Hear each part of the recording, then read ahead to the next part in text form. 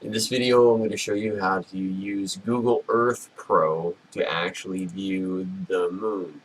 So what you're going to want to do is just go up to the top here, click on this little planets button. You can also see just planets, the sky, just other universes, telescope imagery here, Mars, and the moon.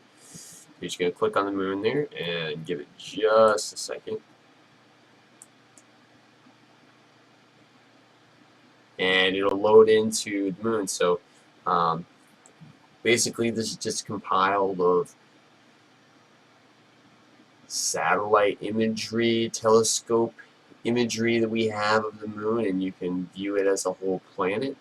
To be honest, I'm not 100% sure how we got the dark side, but I assume it was probably with one of our probes that we've sent out. We probably just shot pictures of it on the back end. I don't really even know if that's possible, but it has all of the different areas of the moon laid out for you, and it shows landing spots and all this stuff. Some of the imagery is rather good, so you can see a lot going on. Some of these craters are completely freaking massive. That's kind of insane. Anyhow, yeah, that's how you see the moon inside of Google Earth Pro. I hope this is helpful. It's a pretty cool educational tool for those of you who are teachers or you just want to explore or look around at things. So I hope this video helps you, and have a good one.